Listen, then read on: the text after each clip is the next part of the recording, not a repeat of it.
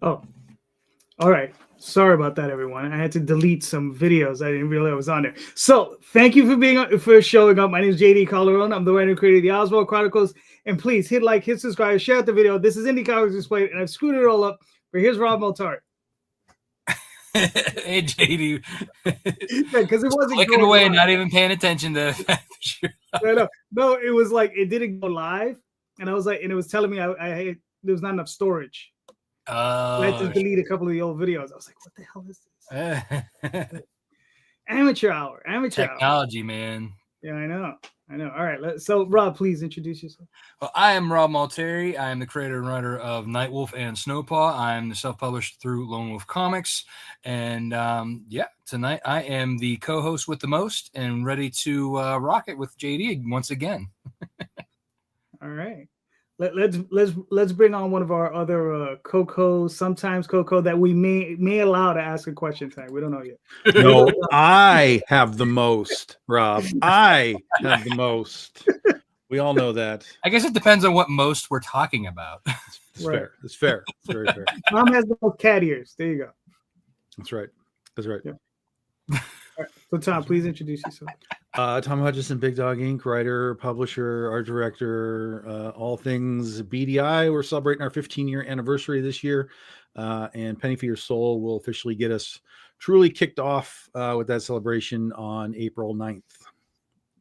All right, cool. What's up, Anthony? How you doing? Oh, hey. My name's Anthony Castro, DMW Comics, creator of Bad Wabbit and Toxic Pig.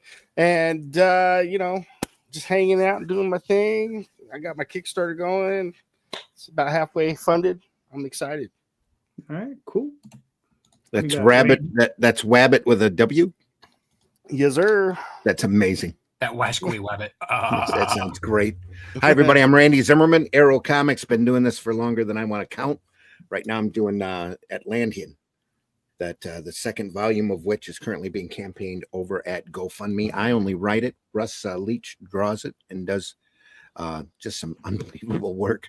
This volume is going to be crazy. So can't wait for you to see it. Nice. How you doing, James? Everybody hear me? Yeah, you're good. There is. We hear you. Ooh. Wow, that was some emergency repair work, boys. Let me tell you. Okay. It's okay. We're all going through technical difficulties tonight. So please introduce yourself, James. My name is James Burton. I am one of the creators in Scattered Comics, and I am currently trying to get the Ballad of Nod taken care of on Kickstarter. All right. Very nice. All right, gentlemen, we were supposed to have a couple other people on, but of course, Jay couldn't make it because he's I'm going to leave him alone. He's a slacker. No. That's nice. I like that. There you go, slacker. You're a good guy. But no, let's start off with the show question. I'm sure you've all read it, but here it is. How far do you see yourself realistically going in comics? Okay, because this is, I know, a question that we've all had to stare in the eye at some point, right? So, Anthony, let's start with you. I'm going to go until my heart stops. That's fair. Realistically. No, I got a severe heart condition that's kind of killing me, but at the same time, it's kind of like I'm on meds that slow it down to a point where I can somewhat live a normal life. But I plan on doing comic books until I can't, physically do it anymore. Bad Wabbit's definitely my baby. I've got like 21 issues planned on that and a couple of spinoffs and all kinds of stuff. So yeah, I don't plan on stopping anytime soon. Unless God says differently. All right, that's fair. It's funny. There are a bunch of us here. We're all like, yeah. Randy. Yeah. Well, what Castro said. Yeah, I'm gonna just keep doing it until I can't. So the wife's retiring this month, and we're going through all the wonderful government paperwork, and but I'm still gonna be here doing comics. It's just what I want to do. Right. It's it, one form or another, whether I'm writing and drawing or doing whatever. package and who knows what. So yeah. Okay, fair enough. James, what are your thoughts? Well, your question is how far that we realistically can go, right? Right. That's the premise. Okay. Mhm. So while I'm in a similar category to Castro and Randy, where I don't plan on, not doing it, about how far you can go,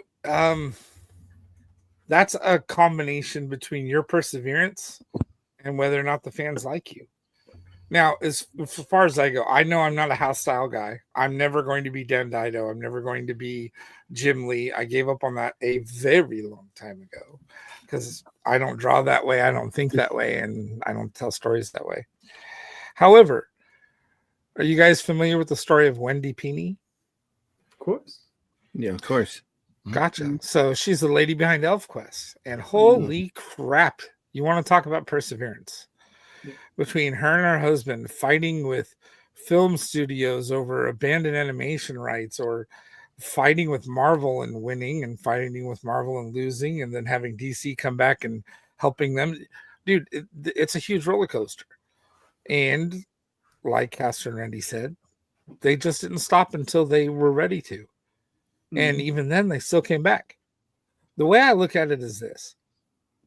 What I want it to be is I would like, if I got my the way I see it, I would love to be something in the realms of somebody like James O'Barr, where I put every emotion I have into it and I keep doing it, and then one day one of the pieces that I do it gets basically connected with enough fans where it blows up and makes something of itself. There you go. Now, all I can do is persevere. All I can do is keep building. All I can do is keep learning from the fans. And all I can do is keep making good comics. That's what I can control. The rest of it is really up to the timing about either when fans and readers grow beyond the basic base, or when I get off my ass and do enough marketing. Here's the hard part. There it is. There it is. All right. Tom, what are your thoughts? So tell me, I want to know, give me your phrasing of this question again. How far do you see yourself realistically going in indie comics? In indie comics. In indie as comics. opposed to, do we want to leap out of indie comics and go somewhere else? Right. Like, but I mean, or movies or film. Right, but or even to Marvel or DC or any of that kind of stuff. I guess like mainstream technically could fall. If you want to expand it to that, feel free. Well, yeah, I mean, James is right. Everything about how far you go is a combination of how much you work and how much the work matters to whoever's buying it. I mean, those are the two. Those are the two. That's A and B. It's the same coin. You have to flip it constantly, and get the right result when you need the right result. So for me, I still really don't have a lot of like forethought as far as like, well, I want to get to Marvel, I want to get to DC. I don't really have that. To some degree, I have it a little more than I used to, just because I understand, but it's for the wrong reason, which is why I'm not really chasing it. I understand the value of doing it. I understand the value of being able to tell conventions, I worked for DC and I worked for Marvel, and I matter now because I worked for those things. Because there's so many conventions that it doesn't matter what you do for those companies. If you can say and officially tell them, I worked for Marvel on Spider-Man, this is what I did, that has value to those conventions. And even if you're doing your own indie stuff, they will still look at you as a Marvel guy and be like, hey, we've got a Marvel guy at our con. So there's value in that, right? But I don't have like this drive to be like, I got to get over to DC and write Wonder Woman. Like that's not an internal thing for me. So all of my creative energy is my own stuff. So for me, I think the current realistic value is, how do I continue to elevate what I do, both in the actual execution of the stuff and like the marketing of the stuff to make it more valuable to the general audience. The problem is, and this is a problem, is we've reached a point in society and pop culture in all things that are consumed that comics are almost passe now, because everything revolves around video. Like even social media, like TikTok, it's all video. You can't just go in there and make a comment, I'm out. Like, it has to be a video of some kind. People are watching YouTube, constantly. It's all video. Comics just sit there on the page. And I think that is something that we have to really, as an industry, look at this and go, God damn it.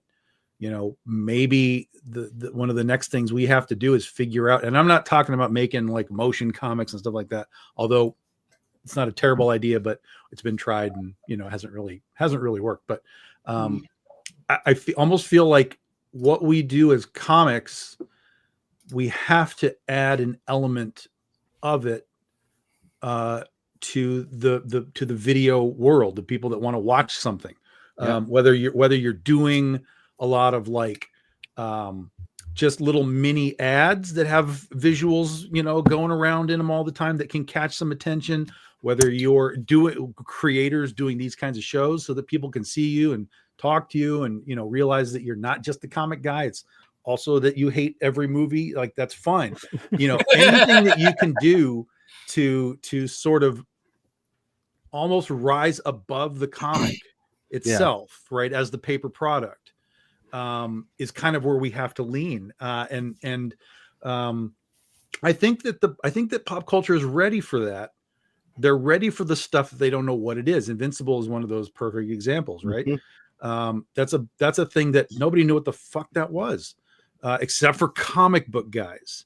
And I was just at a store signing yesterday, and the producers who helped back it, get it over on there, and we're backing up on Walking Dead. That's a terrible example. Well, that's an example what I'm where all saying these is industry behind the scenes guys go. This but guy that's just the behind made- the scenes. What I'm saying is when you bring it to the audience, the general populace of the world doesn't know what Invincible is.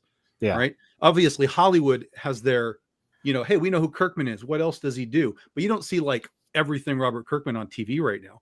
Invincible was a book that sold at its high point at about 16,000 copies. That was like its high point. It was almost canceled in its first year multiple times before Ryan Otley came on. So it's not Superman. It's not Batman. It's not Wonder Woman. It's not a known entity for the general, world. So when something like Invincible can come on, and not just come on, but be hyper successful, like it has humongous ratings, humongous, fan, whatever they call it, voting, whatever. They liked what it was. It wasn't just, hey, here's the thing, and people were like, don't care. They loved what it was. So I think that pop culture as a bubble, and we talk about superhero fatigue and all that kind of stuff. I don't know if it's superhero fatigue so much as just like that pocket fatigue, right? We've seen Batman Forever. We've seen 15 years of Iron Man and all that kind of stuff. Maybe that's the stuff that's sort of like, what else do you have? And then here came Invincible, right? For me, it's like recycled stories, and you see the same kind of stuff over and over. You get burned out on it. But like you said, Invincible came out, and man, that was different, but it was the same, but different. It was, it's what people understand. It's superheroes, right? But it's also very different from what we understand in a lot of other stuff. So I think that because of the reaction and because of the, and again, yes, it's attached to Kirkman. That's a good thing. But this is sort of my point, is make what you make as good as you can make it. And if you can sell one thing, that means you can probably sell another thing. But if the doors come open where it's like, what does indie comics have for us? We've seen Invincible now. What else exists? Now, that doesn't mean they're come running to us. We're still a low man on the totem pole. But eventually, some of these properties are going to start to get picked up, and that can allow us to sneak in here and there. And I think there's going to be sort of a like survive as long as you can, stay ahead of things as long as you possibly can, because that's how you reach the doors. So for me, it's all about just kind of making the product the best that I can make it, presenting it in the best way possible, whether I'm at cons, whether I'm doing, video stuff, anything that you can do to make the property more valuable to the culture that's got to be where you kind of have to, focus where your I totally future is agree. at. Totally agree. I've been told so many times that Bad Rabbit would be a great TV series, as far as like, something like Primal, just, short series, or short episodes, but like in the series. And I've been told that so many times, and it's like, dude, I would totally do it. But the point is, it has to land on someone's desk willing to, go that route and take that step. or because of things like crowdfunding and stuff. Yeah. There are people who just have done it themselves, Mhm. right? Even Zenoscope, a number of years ago, they did a Kickstarter to do some sort of like a 30 or 45-minute episode of one of their comics. I can't remember what it was called, but they raised like $100,000, and they got this thing done, and they partnered with a studio, and the studio was like, look, it's going to take $100,000 to do this, and Zenoscope was like, all right, let's go to our fans, let's go to the world and say, we're going to make a Zenoscope Grim Fairy Tales cartoon, and this is what we need. And they made it happen. It literally happened. And then that door opened them to be able to do what they're doing now with Van Helsing, is a TV show, like a live action TV show. And they're doing other things with their stuff. So sometimes you don't even have to wait for the door to open. You can kind of kick it in yourself if you've gotten yourself to a point where you have some sort of word of mouth in the industry, some sort of aspect enough that you have a reach. If you're doing enough cons and the cons will support you, hey, we're going to put you on a panel and we're going to tell everybody that you're doing a Kickstarter for this TV show, whatever it is. But you have to make yourself valuable just in doing the work. Yes, you can wait for the producers to find you, but the more you do on your own, particularly if you are getting outside of just, hey, I made a piece of paper. Yeah, like, exactly. You got to take other steps, and that'll help you kind of level up. So that's where I'm at. I'm kind of thinking about, how can I take what I've done now for 15 years that has worked, but now how do I take extra steps and sort of, start to push it into that kind of Brian Pulido methodology of like bigger, better, larger, grander, all that kind of stuff. And none of that happens overnight. He's been doing it now for almost 30 years. So, that's that. All right. Fair enough. Rob, what are your thoughts? Yeah, I mean, realistically for me, I honestly would just keep on. I like Nightwolf to me has always been an ongoing series in my mind. So I plan on going and stretching it out as far as I can go. But I also have other titles that I want to explore.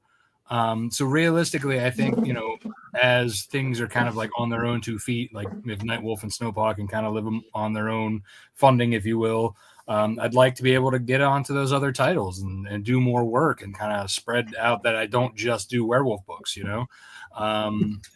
because I do have, I have a different type of supernatural series. I have a post-apocalyptic superhero idea. I have, a bunch of different things that I want to like kind of tap into the universe or the world that I've built and just continually, do stuff. And I also have some other things that are like universe related that I want to tap into as well, just to kind of like, see how far I can take things. So for me, as far as just keep on putting my head down, doing the work, doing the marketing, doing this, going to cons, as long as I can, keep doing it, I'm going to spread, as far as I can. And if I can make the right contacts, if somebody wants to, make a deal with the IP somewhere along the lines, I could realistically see that happening. Though getting to that point is, as everybody said, it's not in my control unless I try. Like basically, if I don't try to make those connections, that's where I fail, right?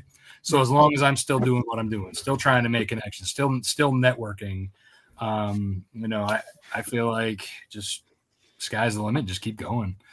Keep chugging along at it. Keep hitting it. And I'm stubborn as shit, so I'm not going to stop unless the fans tell me they don't want it anymore. That's the point where it's like I can't do it anymore, because without the fans buying the books, reading the books, and I don't have any money to produce it, because let me tell you, my wife would skin me alive if I started taking out of our savings again, because we're past that point.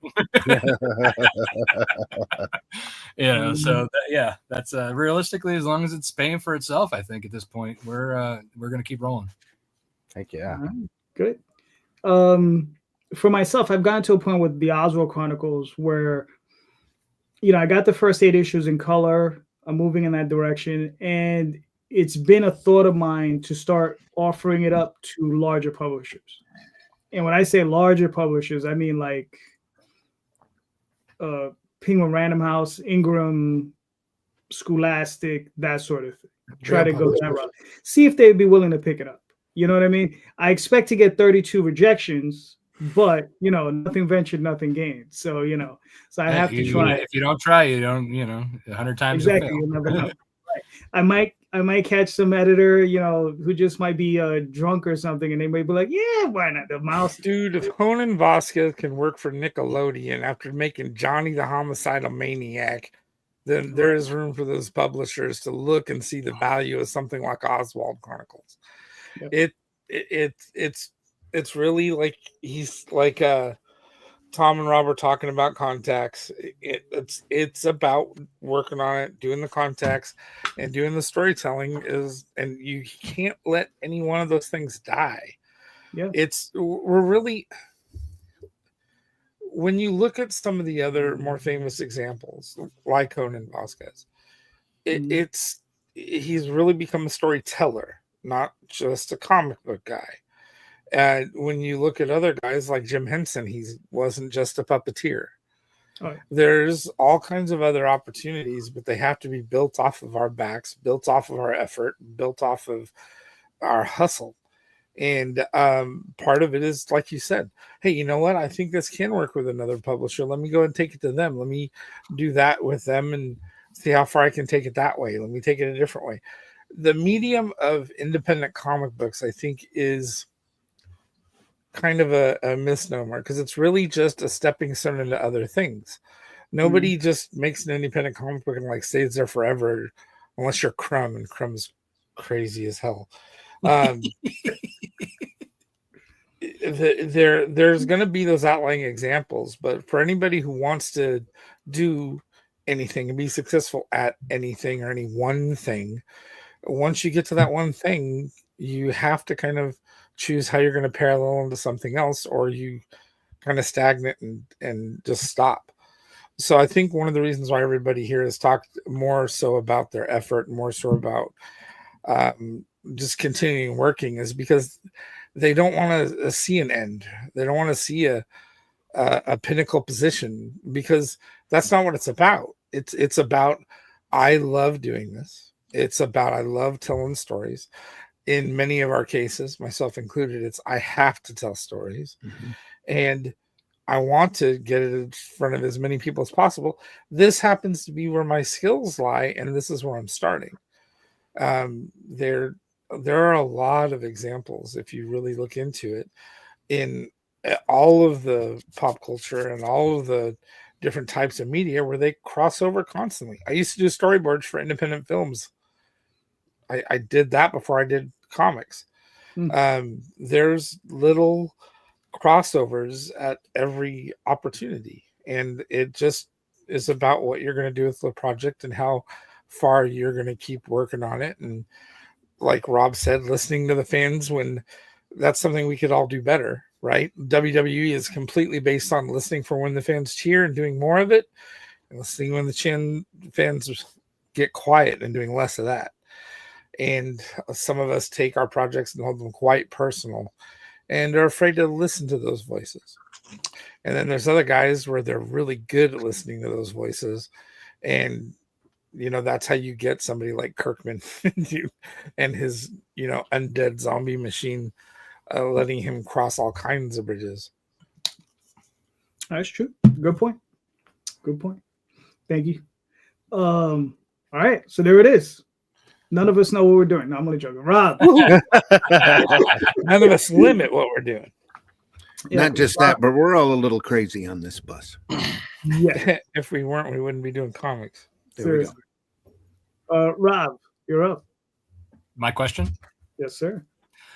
Okay. So since we've been talking IPs, so if you had the opportunity and the connections to work on any IP that is not a public domain, that is not Marvel or DC, and that is not currently being produced. So that basically leaves you to anything that's not a comic book right now, done, owned by Marvel, DC, or that is already public domain that anybody can do. So like basically you have to have the rights to be able to do it. So like an old TV show, an old cartoon, an old comic book, what have you, anything.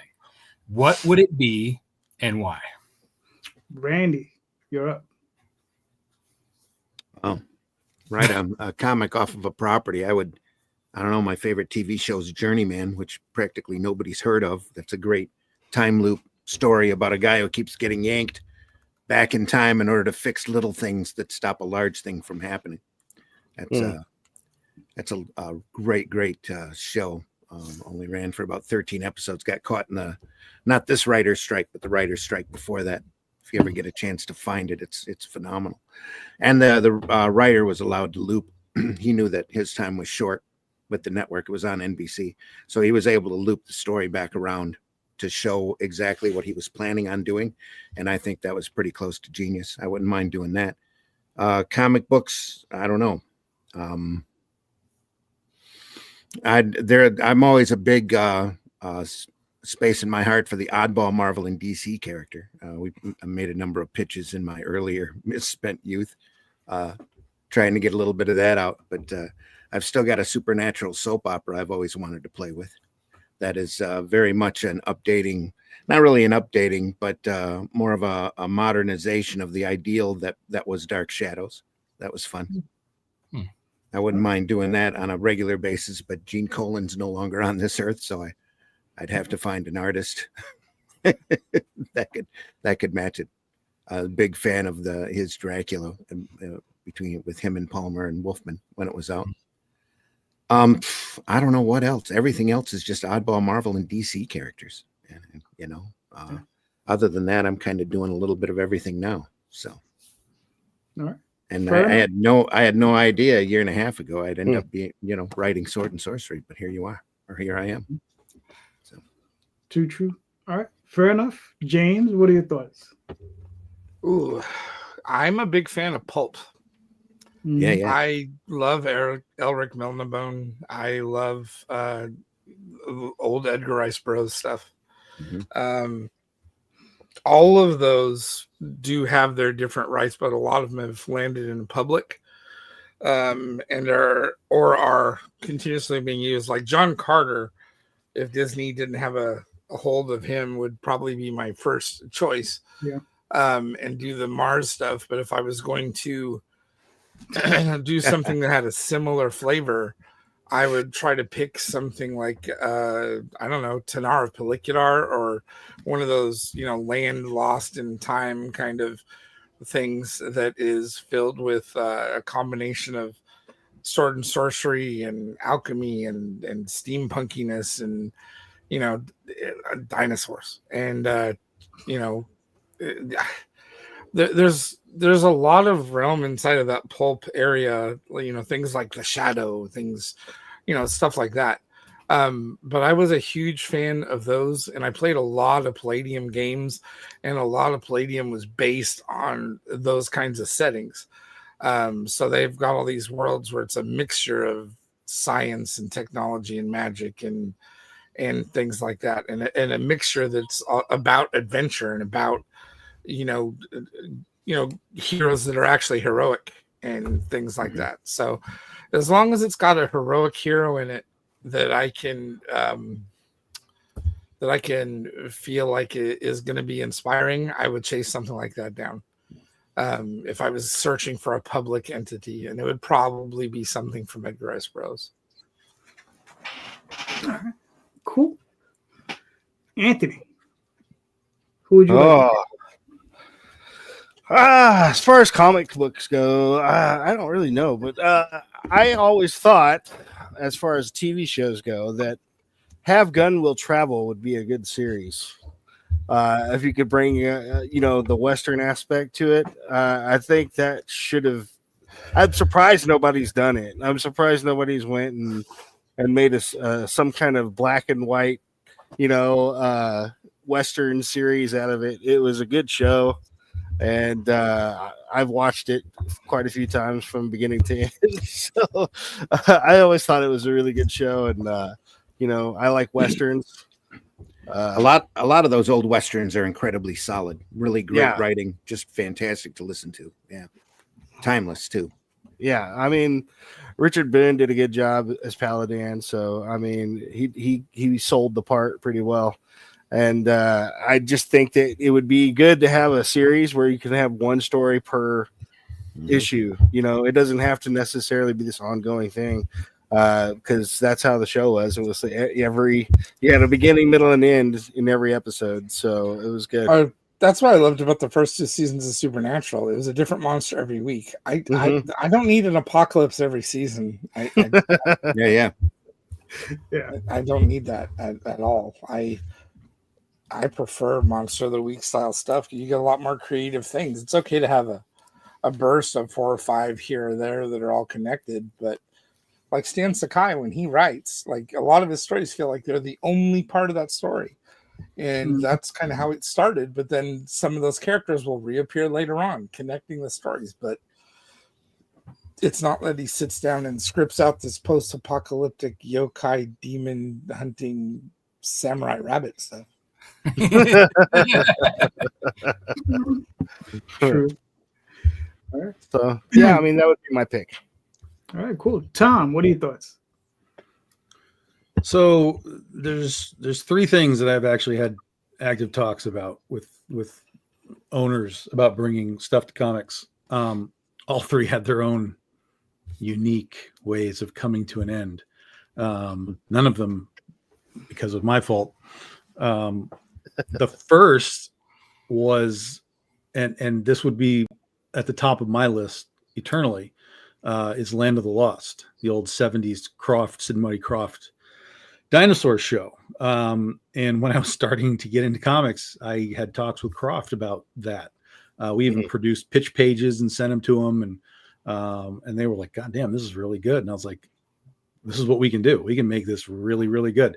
And they were like, "The problem is, there's already a comic publisher that we've been in talks with that is essentially ready to go with this." And I was like, man, that sucks. I can't believe it. I understand, blah, blah, whatever. And they were like, yeah, it just was, wrong place, wrong time, and so on. And I won't mention this publisher because they fucked it all up for all of us. But what happened was I was watching. I was like, where book? What's happening? Because they said, yeah, they're going to sign the contract and get this done. Suddenly it popped up in previews. And I was like, oh shit, there it is. It's actually happening. Oh my God. But nothing made sense. The description of it didn't make sense to what the image was that was there. Like the description was about the old 70s show. The picture was about the 90s remake. I was like, something's wrong. I don't understand what's happening here. And so the next previews came out. There was nothing there. And I thought, okay, well, maybe it's just bi-monthly, or maybe that was an oversized one-shot. Next previews came out, nothing there. Next previews came out, nothing there. I said, something's wrong. I got a hold of Krofft again. I said, hey, what happened to that Land of the Lost thing? I saw it solicited in Diamond, and then it never came back. She says, what do you mean? I said, well, I saw the company. They put it into the submissions catalog for stores to buy, but it was only there once, and then it was never there. And she says, can you show me that? And I said, yeah. So I took a picture of the thing, and I sent it to her. Like, this was an active thing in the industry. I said, yeah, this is the actual catalog. She says, they never signed the contract.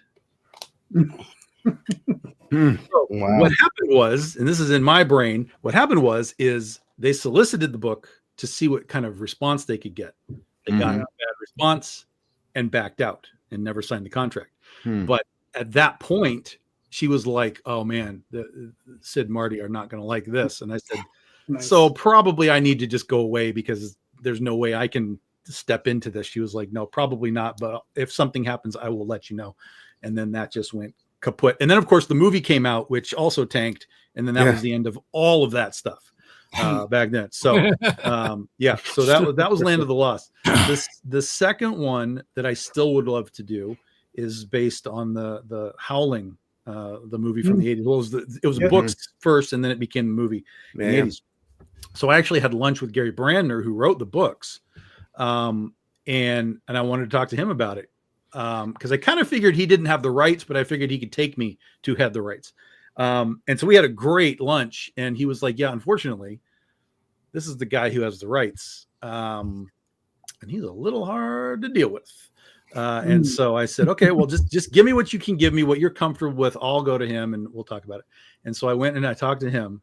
And immediately he went on the defensive. Like I was trying to swipe this from him. He was like, "Look, here's my contract. I own this." Just like we said, I own this throughout every incarnation in all universes, throughout the parallel dimension. Like I was like, "Yo, I just want to license the thing. Like, just tell me what you need for me to make comic books." And he was like, and he went through this whole spiel. They were about to make this new movie, Howling Reborn, I think, whatever it was called. And, he basically made that so that he could hold on to the rights because he had to, make something every so often in order to hold on to the rights, or it would revert back to Gary.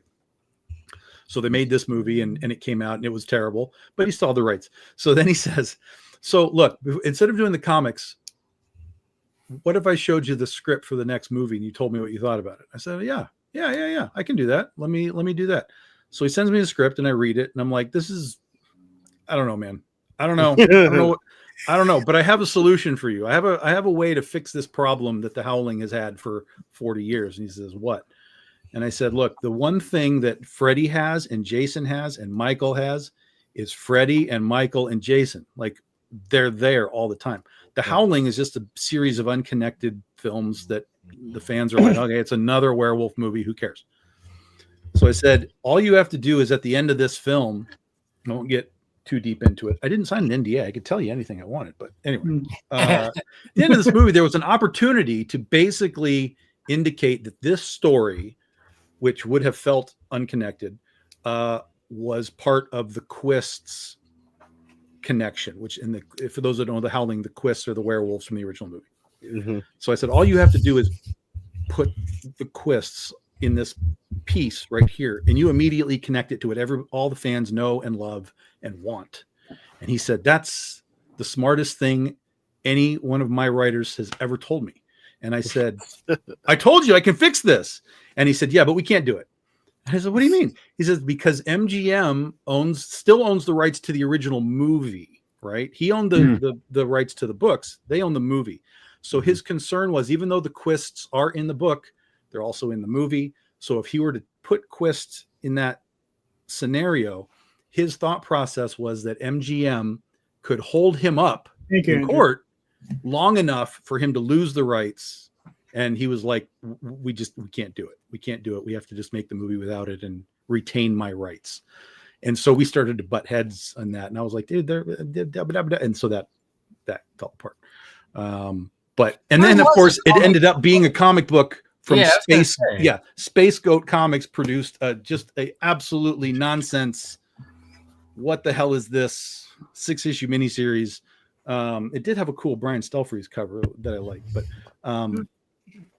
so it did happen, which really kind of bent me out of shape. But and I know he still has the rights, but I know he's also over at a specific studio, so I know how to go get it again if I wanted to. But those would be the two that are like right there, and I want them. Yeah. All right, fair enough. I think Rob, you tailor-made this question for me because I got a lot of answers, man. And I've mentioned a few of them before.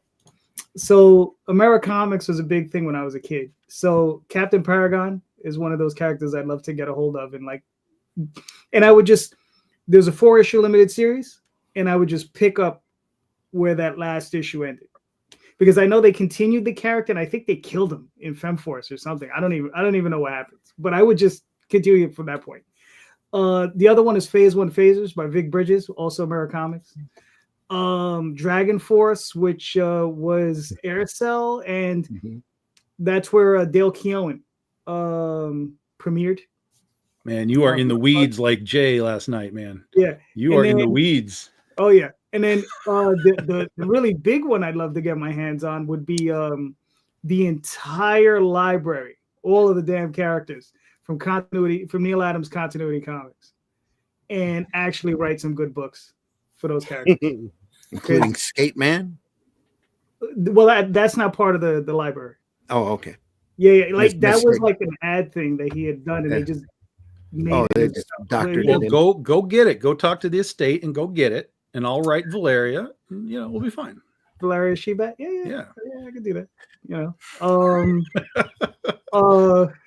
But yeah, man, because I'd love to do Toy Boy and Megalith and Shaman and Armor and all those crazy characters, Silver Streak. I mean, there was a bunch of fun characters, beautiful images. But man, I love Neo, and he had a partner over there. Those dudes were not writers. Those dudes are not writers. And I buy those comics religiously in dollar boxes. I see them, and I'm trying to put together the whole collection. I try to read them. Oh, that's just not happening. They're a mess. Yeah. It's not happening. But I love what they did. Anyway, Rob, you're up. What's your answer? So it's not. So mine isn't so much that are in comics. Or at least I know one of them was, but I think it did through Marvel temporarily. But it was there's 3 cartoons that really didn't make it much past their first season or 2. And they're very obscure. One, I don't even know if anybody's heard of, but one of them is called Vitar Starfire Champion. It was kind of like a very like old 90s, like really obscure cartoon that didn't last very long at all, but it was like kind of like a futuristic post-apocalyptic thing. So that's one that I would love to kind of like just totally get that and just really blow it up in the comics mainstream if I could, just because I loved it as a kid and I really thought it had something going for it. It just never made it past even like the first season. Another one would be Jace and the Wheeled Warriors. That one I feel needs to have its ending. And that was another one that I don't think it made it past the first season. But like in general, like the idea is so again post-apocalyptic kind of futuristic thing, very very fun. For see, there you go, yeah, Sawboss, yeah. So like the designs for those things are freaking amazing. I just like I wish the writers in there weren't just little brain things, were like actual characters from the show. But of course the toys came first, then the show, just like everything in the 80s. And then another one was owned by Hanna-Barbera, and I think Marvel did do like a first run, but they don't technically own the rights to it, so it kind of negates my being owned by Marvel thing. Would be the Pirates of Darkwater. From the 90s. Oh yeah, that's another one for me that I would really love to be able to kind of finish that, because they leave you almost to the end of it. I mean, I think there was only a few more treasures that he had left to get before actually finishing this whole thing off. So, and I thought it was for a Hanna-Barbera serious take cartoon, I thought it was done rather well. Yeah, it was a pretty good show. Probably the best at that time period. Yeah. Very nice. Well, we're in that sort of moment of time right now where all of this 80s stuff is becoming comics. I mean, Thundar has his first ever comic. Yeah. The Herculoids. Well, the Herculoids were in a comic at one point, but now they have their own series, and all this stuff is coming back. Thundercats, whatever. So it's definitely opportunity is there. And what I found interesting about the fact that like Thundar and the Herculoids came out is that that's Warner Brothers. And so I always assumed and they have done it. Like DC did do some of that stuff. They did some Herculoids and other things, the Space Ghost stuff. Yeah. Right. Yeah. So it's interesting to me that they were just like, just license that shit out. We don't need to hassle with it anymore. But I mean, I guess however we get it. So, take it. I'd love to do a series. I'd love to do a series of some of the most lamest superheroes, like just get them from all the properties, Ice Cream, Arm Fall Off Man, Boy, and all that stuff, and just put them in a comic and just have them do the most ridiculous shit. Just make your own Leg Fall Off Boy. It's fun. Yeah, there you go. I mean, have what was it? spoon. Ice cream could turn into any flavor of ice cream, Hmm. and that was his superpower. It's like, Fall apart, man. yeah. So I mean, That's funny. Somebody give me a hand. that's not bad. Those It's old not- Legion of Substitute Heroes that Keith Giffen did are just classic, just great stuff. Yeah. Yeah. Stone Boy, Chlorophyll Kid, Infectious Lass. If you haven't seen those, oh yeah. If you haven't seen those, Porcupine Pete was one of those. Mhm. It was all of the These all sound like characters the Men of Mystery and the Flaming Carrot World. exactly. Yeah. The characters would all get together with the Legion and apply for Legion membership. And if they were rejected because they were stupid, they'd all get together and form a club of the Legion of Substitute Heroes. You know, there was Night Lass, who only was super powered at night, and Polar Boy, who could shoot cold, but there was Stone Boy, who turned himself into a stone statue, and Chlorophyll Kid, who is an overweight dude who carried a bunch of seeds and pouches all around his stomach, and then he could throw them out and make them grow real big. What was that one character from what was that one movie with all the he had Pee Wee Herman in it? The Mystery Men. Yeah. He could only, that one guy could only turn invisible when nobody was looking at him. Yeah. On the spleen. And the spoon. Yeah. It's great stuff. That's funny. Dane Cook is explaining that he's the Waffle-nator. Yeah. And he's running in slow motion, trying to make a theme song and asking if they have dental. I've always wanted to do a comic book that was actually about the warehouse where when the supervillains get busted, their stuff has to go somewhere. And warehouses are run so that everybody's on this by like the lowest paid dorks on the face of the planet. I know because I'm one of them. I'm an inventory control manager. So I know that somewhere in these worlds there is dangerous Dr. Doom level equipment being handled by minimum wage employees. That's funny. All right, Anthony, we got Bad Wabbit up. So you want me to play this video?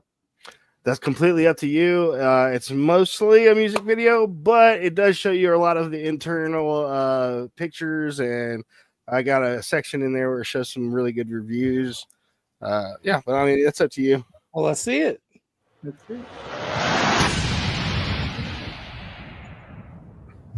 In a dying world, ruled by a tyrannical empire, the inhabitants cry out for a savior, someone selfless, brave, and heroic, someone like this guy. Yeah, this guy. I know he doesn't look like much. Let's give him a chance. He might surprise you. Well, everyone is dead, it's time to heal. But just know I lie in wait, and I never liked you anyway. Soon I get find out to feel. Then I'll find you where you sleep, and I'll break you with my head. I'll make you pay in blood. Whoa, I'll make you pay in blood. Whoa, the time has come to get real. And no matter where you go, I won't be far away. Soon I get found out to feel. Then I'll find you where you sleep, and I'll break you with my head. I'll make you pay in blood. Whoa, I'll make you pay in blood. Whoa.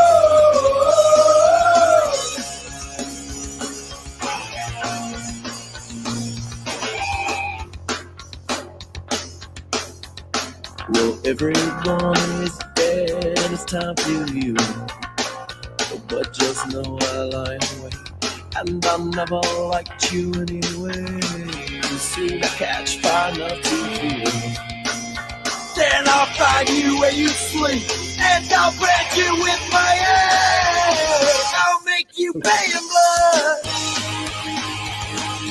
Whoa, I'll make you pay in blood.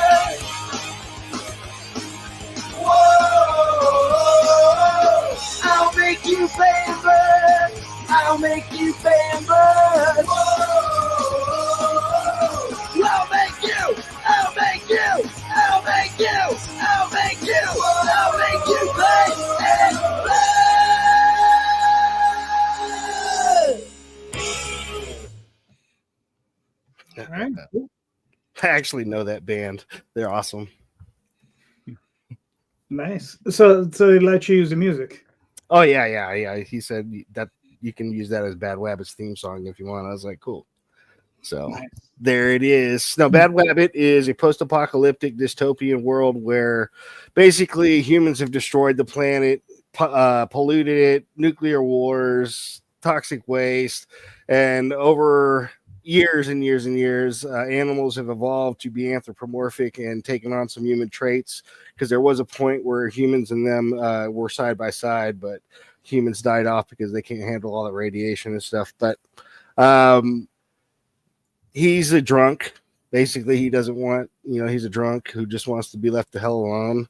And he gets kind of caught up in a fight with Foxy Fox and her crew.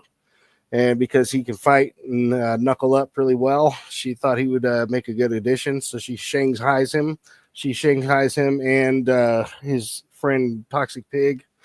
And that kind of sets them on an adventure that, unbeknownst to him, is going to change himself and the world that he's in.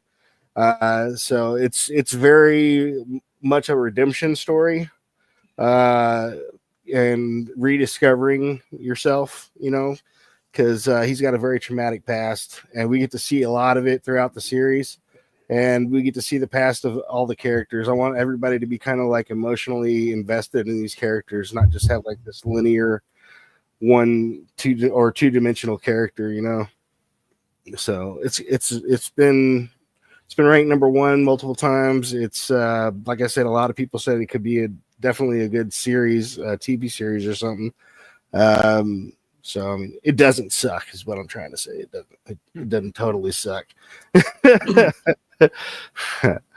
But we got. I'm sorry. Go ahead. Right, keep going. Yeah. Oh, I was gonna say, we got multiple covers in the add-on section. I've got some really good artists that worked on these. We got some cool merch. That's just a few of the things we have: the hoodies and shirts. We got Gold Doubloon, that's from the Fox, because she's a pirate. And so. So I mean, you're running 1 through 4 right now. How many? You said it's ongoing, but how many issues do you see the first arc going? Well, the first arc is we're gonna be ending that around book 5. We're gonna have because this is like a 2021 issue story overall. But we're gonna do a trade at book 5, put a hardcover on it, and you're gonna get books 1 through 5, and then from there we're gonna keep going. But I mean, I have a definitive end for it, so it's not going to be like this forever ever going thing. But like I said, we're going to try and do spinoffs and stuff like that. There's a bunch of characters worth exploring. All right, cool. So, I mean, how long have you been working with your artists? I've been working with him since the beginning. His name is Tommy Guns. He is actually from China. He's an animator by trade. That's what he does, is animation, and he does some amazing animation.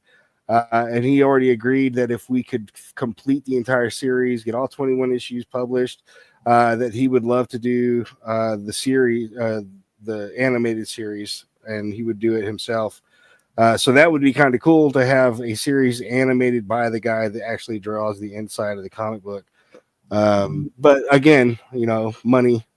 So I think that's every indie creator's bane.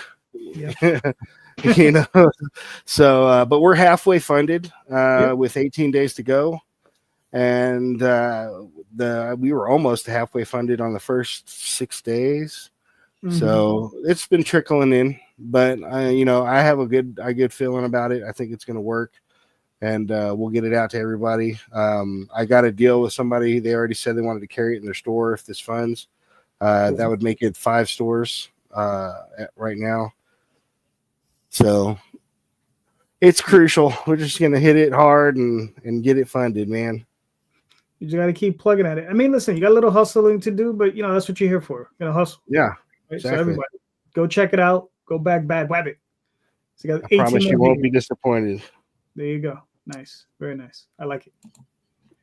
Oh, and if you guys didn't see in the private chat, I did put a link for everybody on the panel to go get the first 2 digital copies for free. So you guys just go check it out. You can download it, check it out, see if you like it.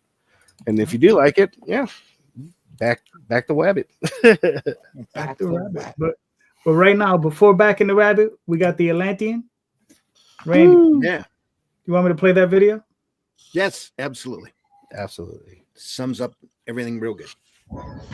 In the time before Atlantis sank, when the lands of this world were savage and untamed, one man would claim his destiny, seizing his place as a king. After defending his throne and learning the devastating truth of the Serpent Kingdom and its deadly cults, King Kull and his right hand ruled the Spear Slayer, make a solemn vow to hunt down and destroy the hidden empire of these serpent demons. These are the tales of those journeys. This is the Atlantean.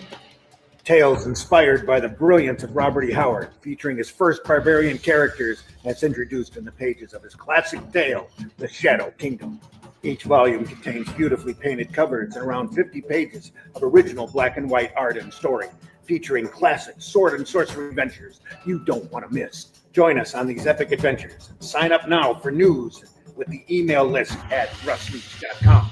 Bring your axe and prepare for battle. Nice. Bring your axe. Bring your ass. All right, so Randy, talk us through it. Sword and Sorcery. This is based off The Shadow Kingdom by Robert E. Howard. The story, The Shadow Kingdom, is in public domain, and had the pleasure of breaking that down into comic pages. That Russ, I run a podcast twice a week that Russ Leach is on, and he was mentioning to me that he wanted to draw a barbarian story. I says, well, why don't you take one of the Howard stories? There's bound to be one in public domain, and just adapt that.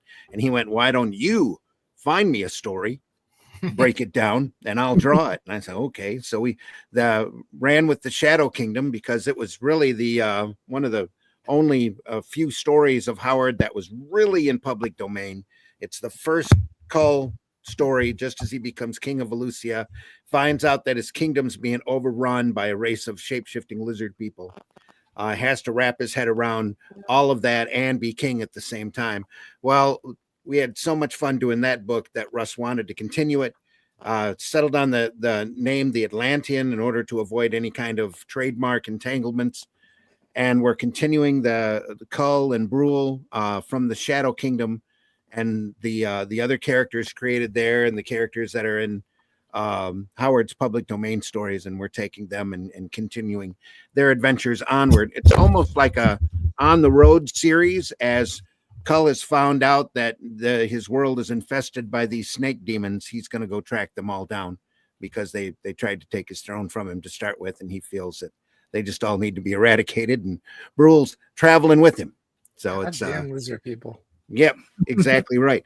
And that's really this story is amazing. The more I research the story and Howard and Howard's relationship with this particular story, he literally defined the sword and sorcery genre off of this tale. This is recognized as the first published sword and sorcery story in America that starts that entire genre off.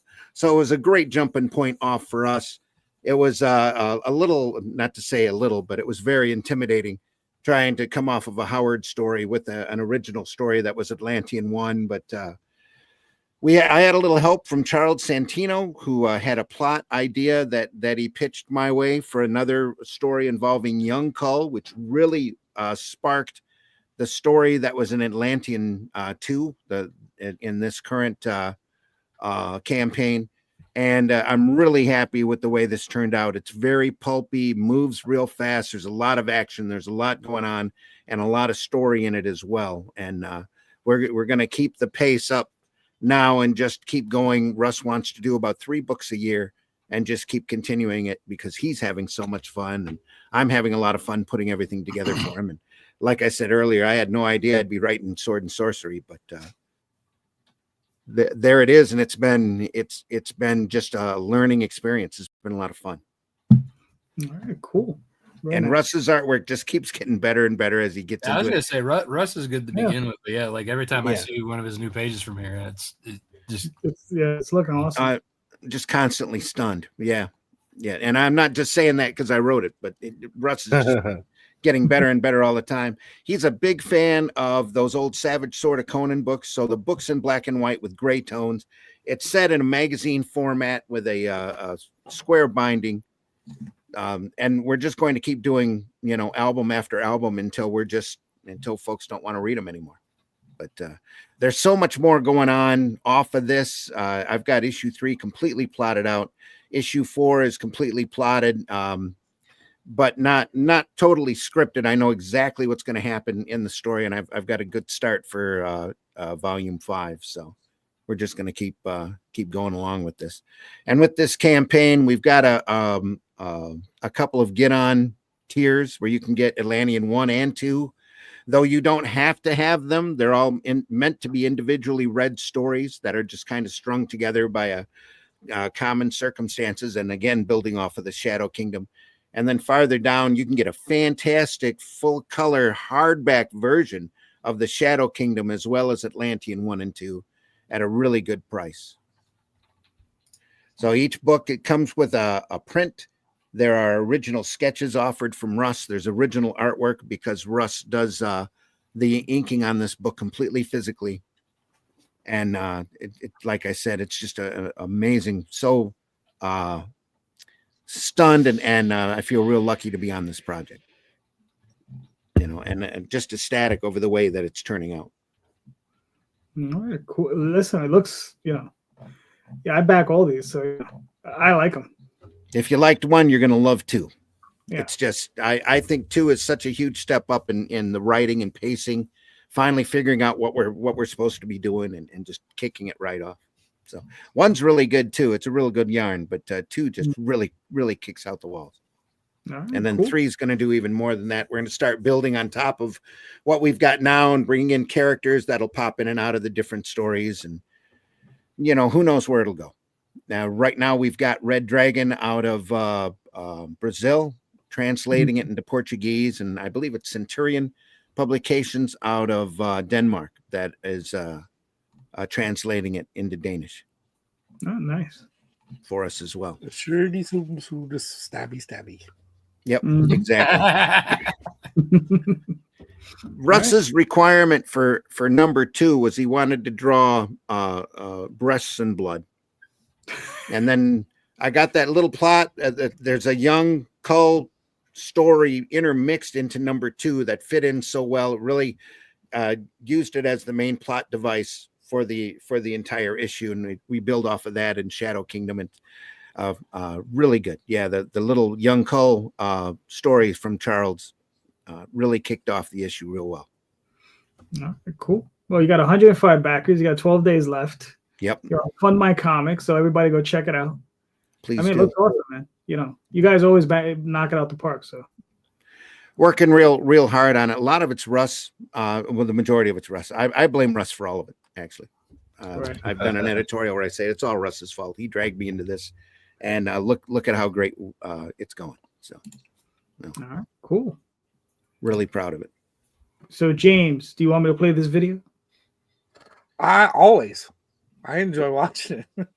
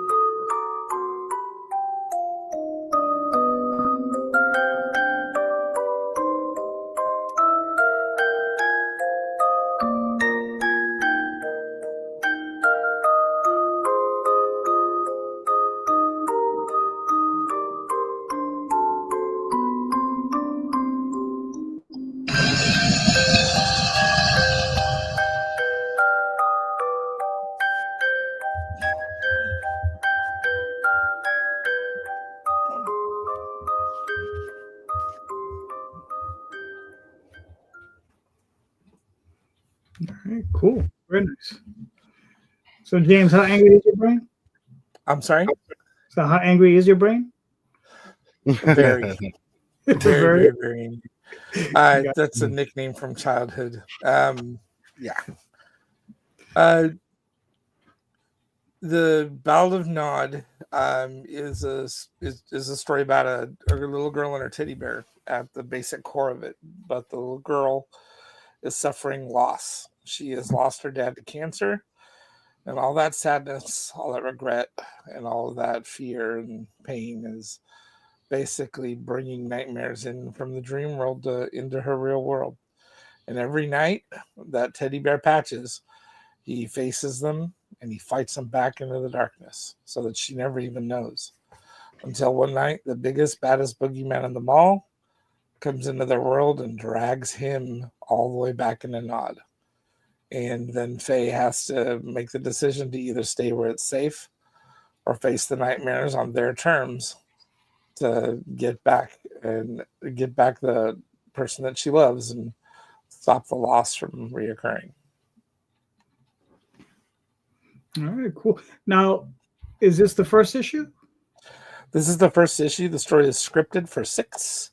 Okay. But I wanted to let it out as single issues to make sure that I had the backing and the a base. I wanted to know that people wanted to see this story. And that's kind of one way you make sure is you get it out there, show it to people, and see who's willing to, spend their time and pay their hard-earned coin for it. All right, very nice. Now, how long have you been developing this? Because I know you're the artist and writer. So, how long have you been working on it?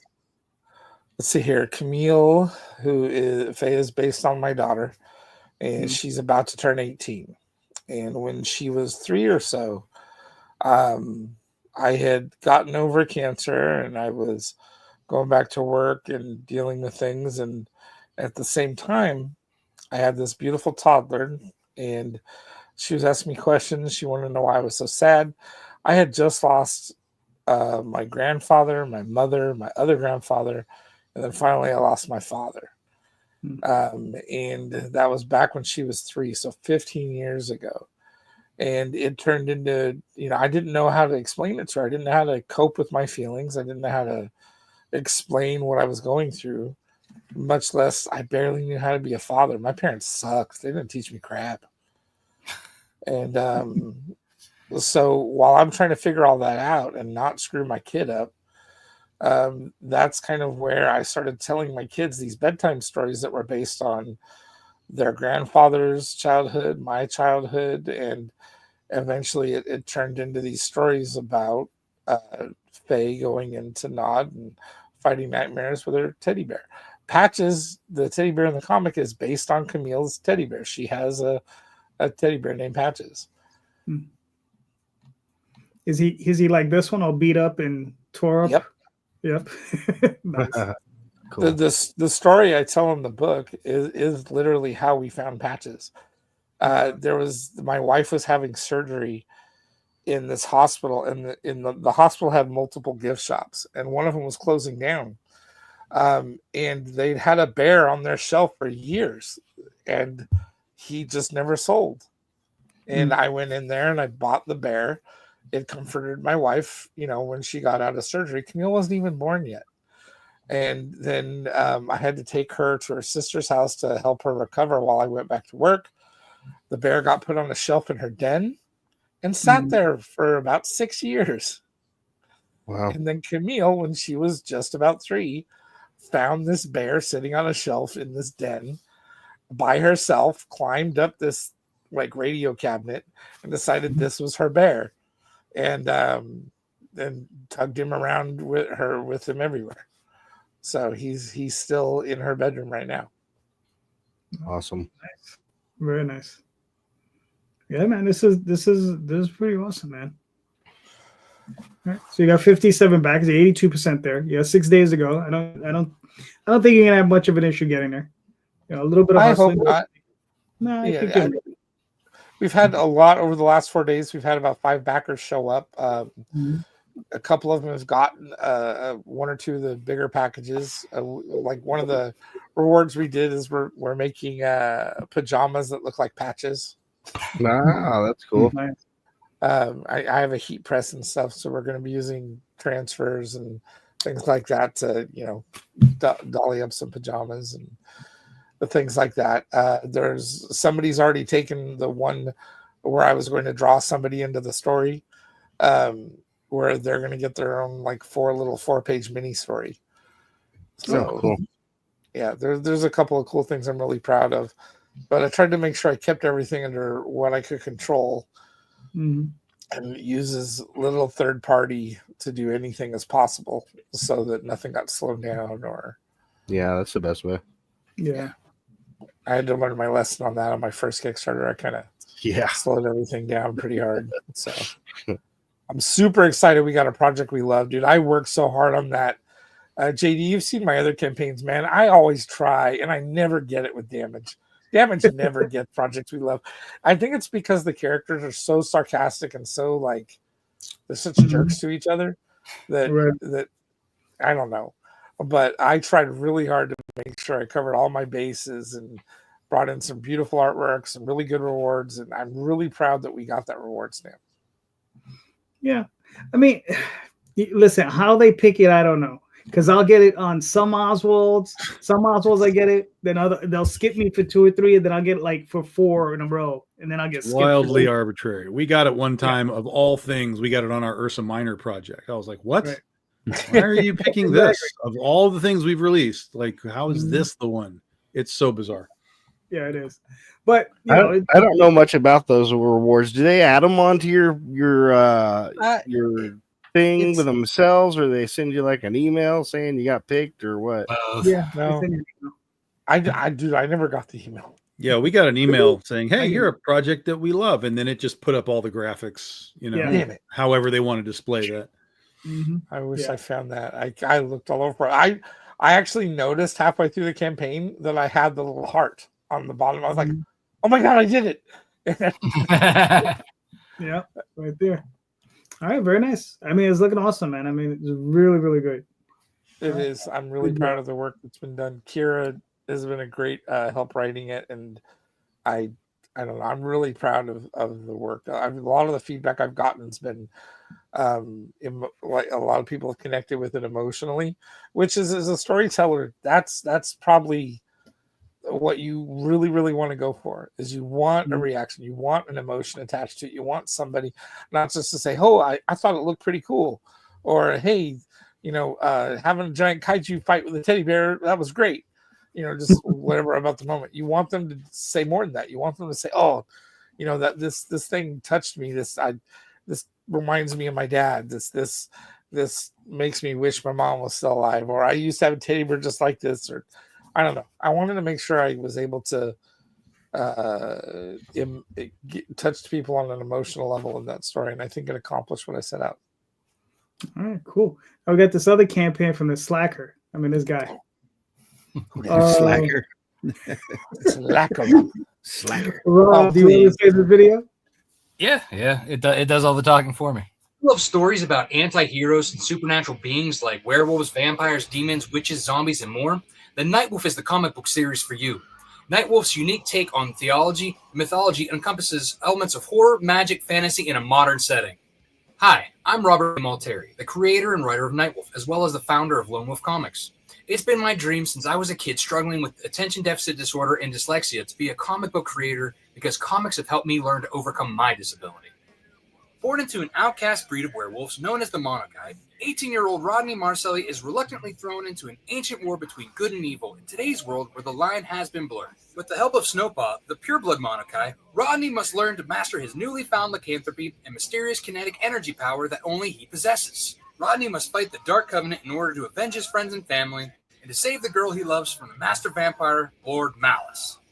Rodney Marcelli is Nightwolf. In April of 2016, I launched a failed Kickstarter campaign for Nightwolf issues 1 through 3. I played the game on hard, setting a $20,000 goal. However, I did manage to raise over $5,000, but Kickstarter is an all-or-nothing platform. I didn't let that failed launch stop me. So I decided to raise the money on my own by doing freelance web design jobs to pay the artists. After self-publishing Nightwolf issues 1 and 2, I came back to Kickstarter in October 2019. Since then, I've successfully overfunded 16 campaigns for Nightwolf issues 3 through 9, both the Nightwolf volumes 1 and 2 trade paperbacks, the first 3 issues of my series Snowpaw, the Wolfpack Pups Halloween Kids board book, and 3 Wolfpack Pup plush toys. That's all thanks to my amazing backers that I refer to as my Wolfpack. Currently, I have written 12 issues of Nightwolf and have published the first 9 issues in print and digital formats. Now, I stand ready to publish Nightwolf issue 10, and that's why I've come back to pay for the printing and the rewards that you will receive for backing this project. I'm extremely grateful for where I am now as a self-publisher and continuing to serialize Nightwolf for you to enjoy. Again, thank you for taking this creative journey with me. I appreciate it so much. So what are you waiting for? Join the Wolfpack today. All right, cool. I call Rob a slacker because he's like on every podcast and show, and he's all over the place, and you know. I think I've been slacking more on like the live shows the last couple campaigns. Okay, so what does he only do 20 instead of 30? I think I've done more this time than I ever have, but I still, every time I turn around, Rob's on something that when I show up, he's already there. Or like it's impressive, man. I'm not knocking it in any way, Rob. You've been able to turn out 5 figures on your books and do it consistently, man. You're doing well. Thank you. Yeah, I eat, sleep, and breathe it. And I mean, I'm sure my wife is probably tired of me like talking about it all the time. She's like, enough of your book, talk about me. Yeah. So Rob, walk us through it. What do we got here, man? Yeah, so this is issue 10. I mean, we're getting really close to the end of this first story arc. I'm very thankful to be able to continue doing this long, and as we were talking about earlier, we each campaign we show previews from each issue. That way people can say, whether they like the art in the book or not. We're not just showing the new stuff because, we want, people to feel like they can catch up at any time, because we are, they're able to catch up on everything. They can get all 10 issues, or they can get the 2 trades that collect, 1 through 4 and then 5 through 8. And then they can get 9 and 10 together or whatever. We're just trying to, we're going to keep the current Wolfpack happy, and we're going to bring more pack members in and keep, showing, everybody's welcome who enjoys basically supernatural, urban, fantasy, werewolf, vampire, slobber knocker, horror, battle, whatever. It's kind of like a mixed genre, if you will. It just has I like that term, urban fantasy slobber knocker. I dig that, dude, because I think that's kind of a really good way to sum up Nightwolf, because it's got that action thing that you feel from like Thundercats and He-Man, right? Right. That's what I'm saying. Like me growing up in the 80s, like that, that's why he has a sword, because every basically character that I ever loved in a cartoon or something had a big ass sword. I hear the words, I have the power, and instantaneously I am a 6-year-old. And I get it. But that I like using that term there, because I've always wondered, it's kind of hard. When I first saw Nightwolf, I was like, oh man, this guy must play like a lot of White Wolf when he was a teenager. That's the thing. I've only ever played 1 round of Werewolf the Apocalypse, because I'd never really, the people that I played with, they already had their group, right? So I really wasn't welcome. So one of the guys and I like just kind of played for fun, right? So I never got invited into it. But I did have some of the books, because I really did. I love, like, after he showed me the book and the artwork in the book, I was like, because even the way that it came about was like I was telling him about my story, because like I originally started writing this when I was a junior in high school. Mm-hmm. And I'm like telling him how I want my werewolves, and this and that. He's like, dude, have you ever played Werewolf the Apocalypse? I'm like, I've never heard of it. He's like, you need to check this out. And I saw it. I was like, oh my God, this is exactly like the aesthetic that I'm looking for. Yeah. But you've taken it in a little bit different way, though. Oh, of Like, course, I can't just rip off for it. Well, that's what I mean. I want to make sure everybody understands that. Like, that's that part where the slobber knocker turns in, right? Oh yeah. This is a heroic action. This is he has the Thundercat sword. He has a purpose that's more than just like. Look, I love those games.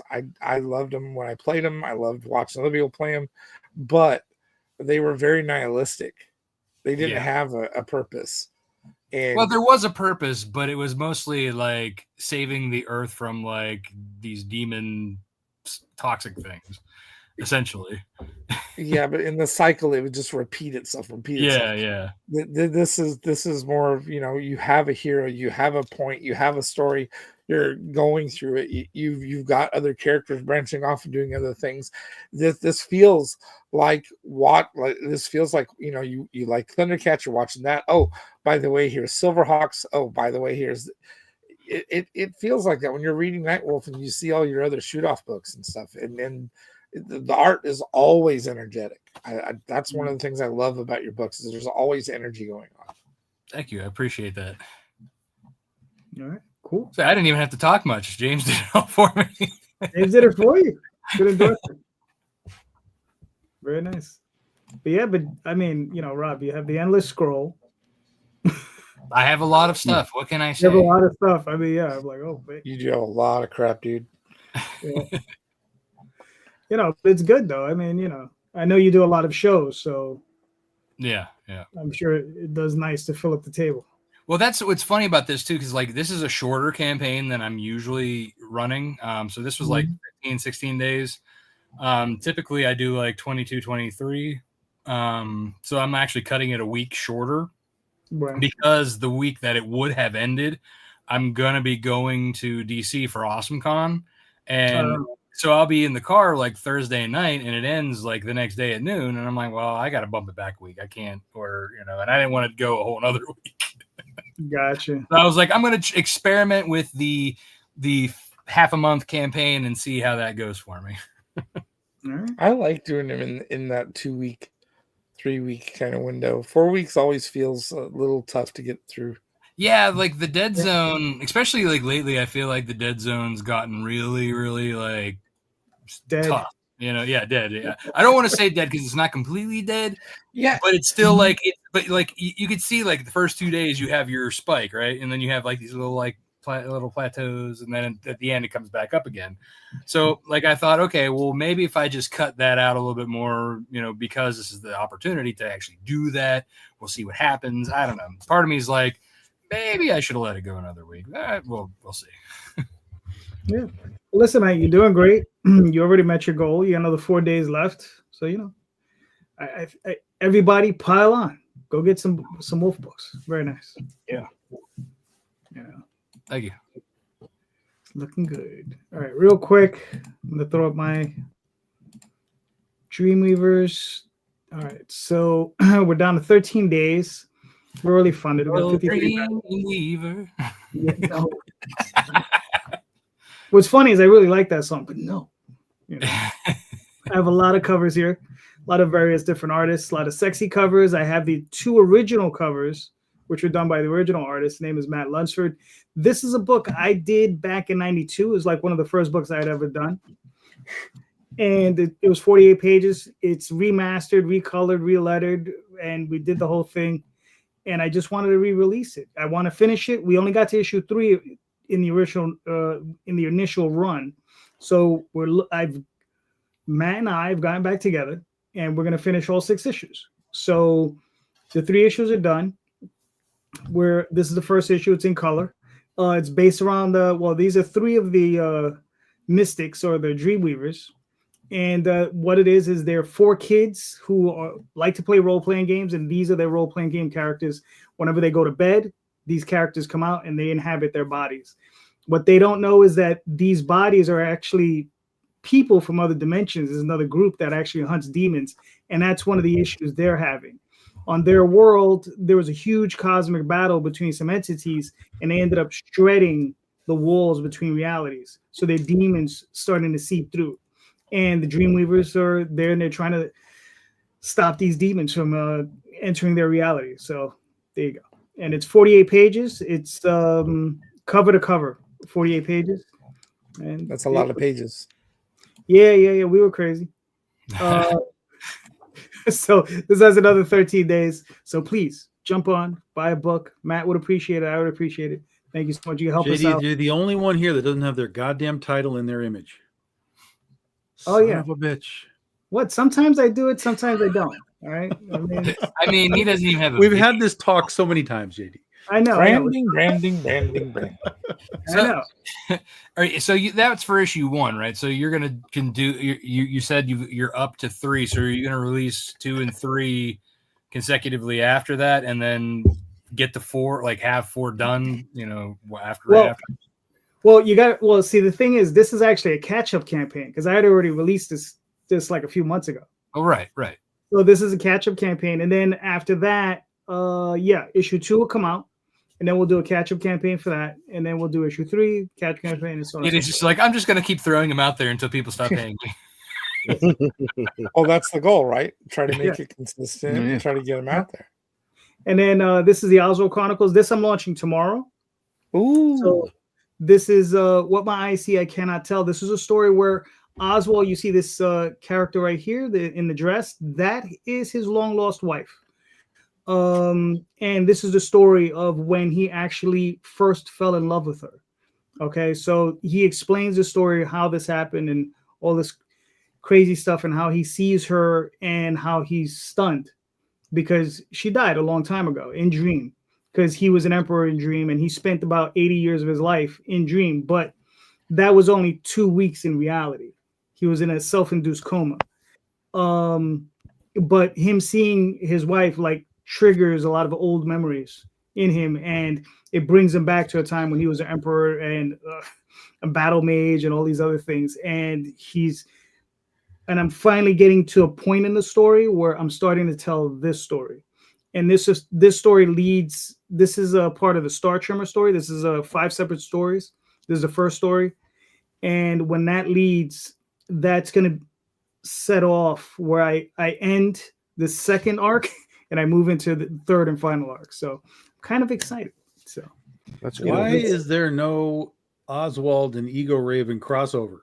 we did one. Did you? Yeah. Yes, we did. Yes, we did. So we did. We did I think it was a 16-page story that I wrote and Daphne illustrated, and it's just like a little thing. We I think I have a trade paperback coming out that's in full colors. My Time with Clive, it's in there, and it's like an extra special thing. So Sweet. But you didn't do in a full-on release though. Like you two could come. Like you always talk about how your audiences don't always cross over, right? Even though what Tom is saying is you should have a Kickstarter just for the book crossover. Yeah, gravy. There's a lot of books, a lot of crossovers. Like I think I'm gonna try to get to at least 8 campaigns for Oswald this year. And that's Dreamweaver Press, and then through Angel Wing, where Dreamweaver's Magi's Grace comes out, I'm hoping to do about 4 to 5 campaigns through that. And if I can get 4 done, I'm gonna think myself as like lucky as hell. Most I've ever done is 2, and participated in like a bunch of anthologies. So I wasn't alone, but that's a lot. I'm always impressed by how many some of you guys get done. And in between campaigns, I might be launching some IGGs too. So we'll see. Because I don't have who needs time? Right? What is time? Exactly. Who needs sleep? If I sit there and I'm not doing something's wrong because I need to distract myself. I need to do stuff. Exactly. Yep. Tom, Why would you use IGG when you know it's going to fail, and you have options like Fund My Comic instead? Well, no, that's a possibility. But I run stuff on IGG, and I actually have a very tiny customer base over there. I don't mean fail like abjectly fail, but like I feel like it's the last place any of us need to worry about Right. And I think Fund My Comic, if anything, is going to have a little traction and an actual audience sitting there like looking around at stuff, it's probably that. All right. Okay. You talked me into it. Check it out, folks. FundMyComic.com. Yeah. Yeah, Atlantean's right there on the front page. exactly. Luke's a cool dude, you know. So, Tom, your question. I just asked it. Why are you using Indiegogo? Stop it. It's not a question. Stop it. It's not a question. All right. It's a question of the very. We already said we would allow you to at least ask one question, so we're allowing you. So go for it. As I've said before, I have all the answers you need. I have no question. Okay. All right. You know what? I got a question for you guys. This is a process question. This is one I don't really use these types of questions because sometimes they get deep into the weeds in this, but fuck it, let's get deep into the weeds. How do you establish a strong antagonist in your stories? Give one example. So how do you James, you're up. I use nowadays I use the hero's journey. I've got like a little template where it's all cartoony and I follow it all the way around. And after I get the concept of the script, I kind of put it in there and move things around until I fit the format, so that it catches little things that I missed. Things like helping characters that are a part of the story, or they have to face something and have consequences for their actions, and all of those things to help make a more three-dimensional protagonist. Okay. Fair enough. Anthony, what are your thoughts? I just wing it, man. You know. That's fair. No, I like to make I said earlier, I like to make my characters very relatable and somebody you can emotionally attach yourself to, you know. So I don't know, you know, the hero's journey. My hero isn't really a hero, so it's more like the drunken bum's journey, I guess. So you know, yeah, you know, so he's just kind of like he's got to pull himself out of that hole that we find him in at the beginning of the story. And I've been in that hole. I used to drink heavily, like, you know, and so I know what it's like to be drunk and burnt out and passing out and waking up in places you didn't even know you were supposed to be. And, you know, I've been there. So it's not hard for me. It's not a stretch for me to figure out that journey of his character. And because I've changed 180 degrees from what I used to be like. So I'm planning on hoping that he can do the same, but we'll see, I guess. All right. Yeah. That's fair. Randy, what do you think? I just have him meet somebody. Mm-hmm. No, you show the guys the antagonist is bad or evil and work your way out from there. That's the easiest thing to do. You know, okay. Just like, for example, War of the Worlds, I just had them start dropping cylinders and everybody knew who they were because they dropped them 100 years before that. So, you know, that really the main antagonist in War of the Worlds isn't necessarily even the Martians. The Martians are a force of nature. The true antagonists are the people working politics with the other people inside of the communities who let them get out and make tripods and start taking over the world. But there's all sorts of ways. The best thing to do is just study writing and basic story structure. It's the best thing I could recommend for anybody to do. Writer's Digest. There's great books out there on screenwriting. There's and story building. Take a creative writing course in college, and you know, learn your story structure. That's the big thing. Agreed. Cool. Tom, what are your thoughts? Well, I feel like we're in this weird period of time in storytelling where every fucking villain has to be sympathetic. It drives me absolutely batshit. I mean, yes, obviously every villain has a reason that they became a villain. Like it's very rare that someone is just born, hey, I'm a fucking asshole, and that's just their life, right? They're just a dick forever. So obviously, and there's a lot of people that were complaining like about Wicked, right? This movie and the book, like, well, no, the Wicked Witch is just wicked. Well, we're going to show you why she became wicked, and this is sort of the path. They did it with Maleficent, but at some point, we kind of just need assholes, right? And I think that is it sounds like it's easy to do, but that doesn't necessarily mean that your readers are going to be intrigued by the character just because he or she is just, hey, I'm just a guy who's gonna fuck stuff up.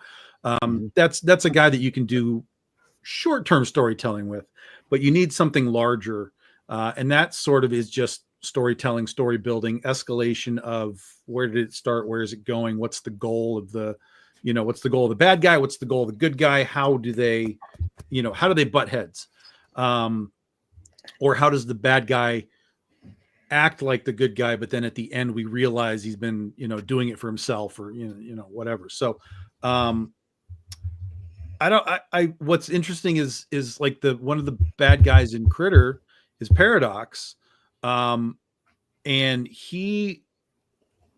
people just latched onto that guy. Like he never really did anything abjectly bad, but as the story went along, we just saw little bricks in his wall, like, oh, that what like, and then suddenly people realize, like, oh, this guy is here for himself, and he's not just here to do what else is going on. And I think people like the bricks in the wall. They like to see the additions to character, what good guys or bad guys. They just like to see the additions of progression.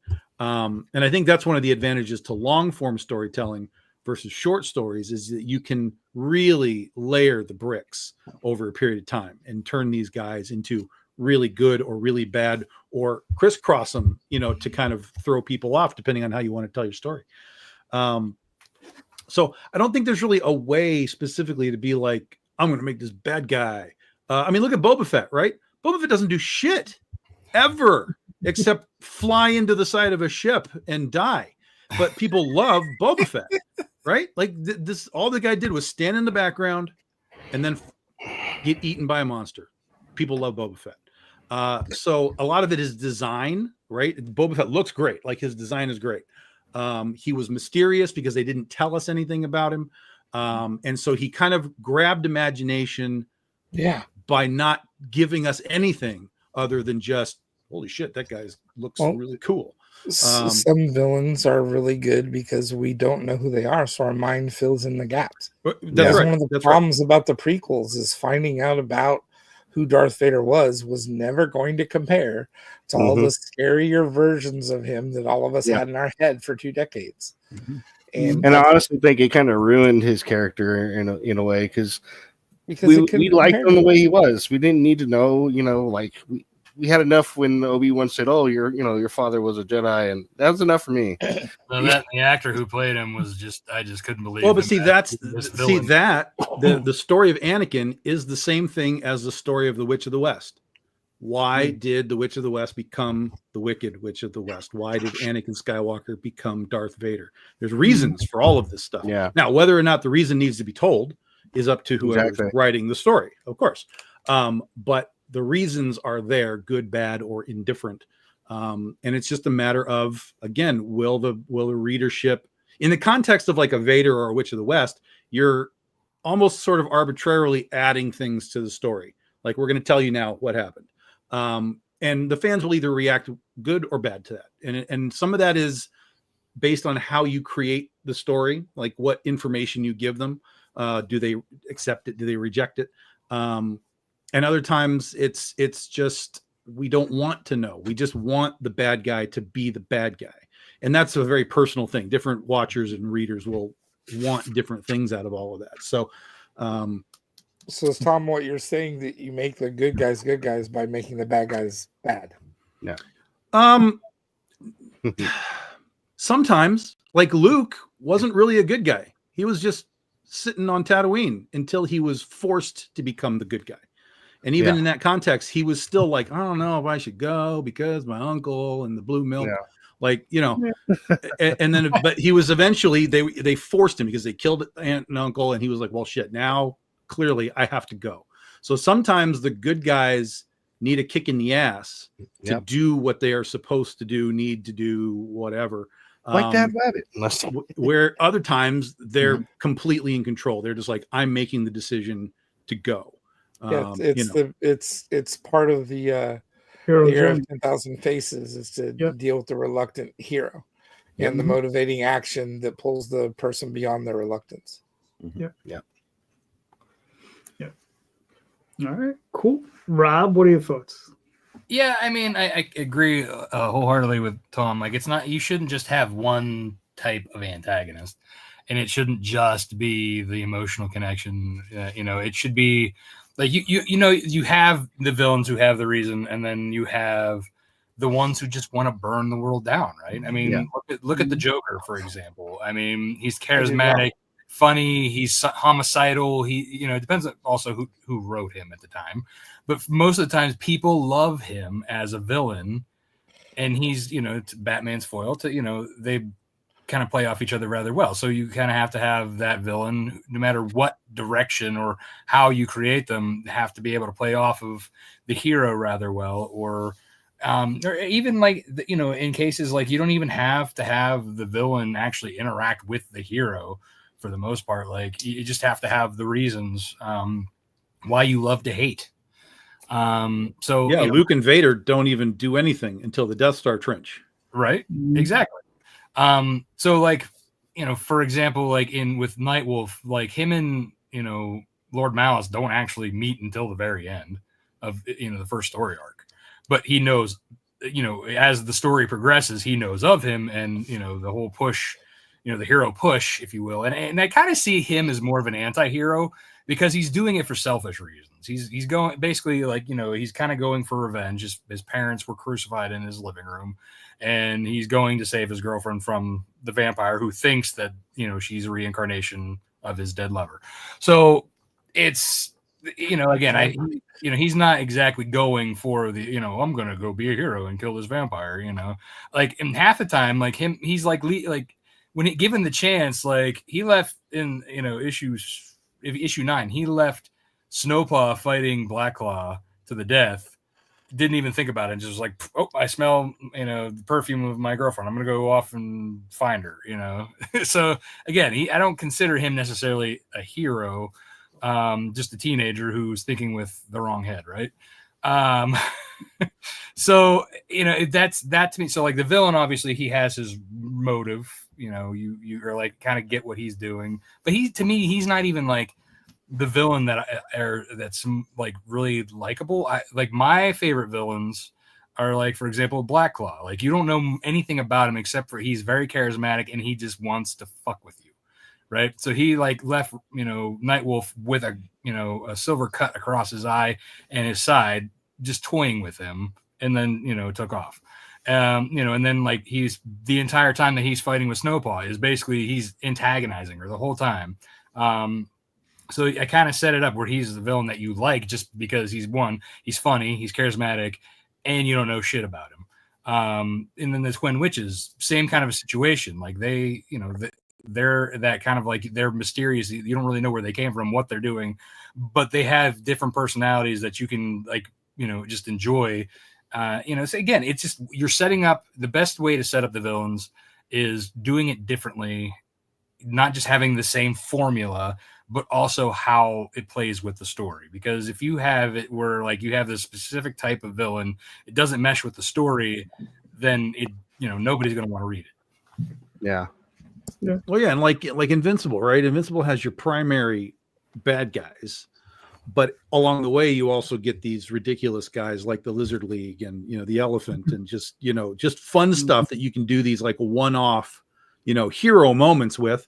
And then you've got the larger you know, sort of background overarching problems that are, you know, the world ending events. Yeah, the Vegemite apocalypse. Yeah. I mean, for myself, when it comes down to like something like Oswald, right? It's a series of stories. So he experiences a lot of different villains, a lot of different antagonists, throughout the series. I mean, there's a ton of them, right? Every 4 or 5 issues, I'm writing a different story, so there's a different one, right? And I try to always do something a little different. Sometimes, it's a demon, right? So you just figure it's inherently evil, right? Sometimes it's an outer being that just we don't really even know what it is, so it's just doing its thing. In something like Tall Tales, where I have nations clashing, I have my protagonists and then I have my antagonists. But the thing is that the way I write the story is when you see the antagonists, they're just fighting for their people, right? So it's who's on the wrong side here. So it just depends on which side. On what your view, it depends, right, on which side of the fence you're on. It says, I'm fighting for my people, you're fighting for your people. Maybe my leaders pushed this war, but I'm doing my job, right, in this war, right? It's like butter battle book all over again. So I mean, it goes down like that. And Oswald, I have some characters where I wrote I wrote a one shot where Baba Yaga, who I'm pretty sure everybody's familiar with, the old Russian witch, she creates a minor evil, right? And she sets it loose, right? For no other reason than just to create chaos, right? And that's the only reason she did it for, and this entity finds Oswald and wants him to remove the demon that this witch put inside of him, this curse. And Oswald looks at him and he's like, I don't know if you're really cursed. Did she really curse you? Did she just release your true nature? Right? So there are questions, the deeper questions, you can always explore within these characters, So yeah, so it's funky stuff. You just gotta try to enjoy yourself. I mean, coming up with a really good villain is sometimes hard, depending on, and like me, one of my favorite villains of all time that I've actually planning on modeling one of the Pangolin Emperor after is Frieza from Dragon Ball. Mm-hmm. Because he was like this well-spoken, and he was just creepy. You never knew what he was going to do. And I want somebody that, if you mess up playing the piano, he'd be like, I understand, it's difficult, and then breaks his neck. It's like, you never know what's going to happen. And he's got that aristocratic, I'm a prick. Yeah, exactly. Like, Captain Hook shooting his own pirate, or he has no qualms about shooting his own guy. So, classic Dr. Doom, power over morality. Yeah, those guys have always been my favorite kind. It's just you never know. All right, Rob, you got another one? Another question? Yeah. Let's see.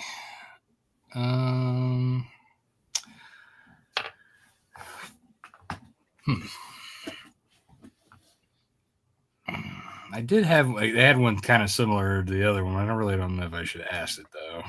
I mean, I got a question here if you want. Well, I mean, all right. Let's. I'll ask it because it's kind of the same vein, but not. So, all right. You know how there's those musical artists out there who they have their comic book. You had Kiss had a comic book, and other. Yeah. So if you had the ability to work with a musical artist to write either a some kind of biography or a crazy ass story that they just want to tell, who would it be and why? All right. Well, Anthony, we're back to you. Think fast. I don't know. I listened to Rush, I'm and sure the story.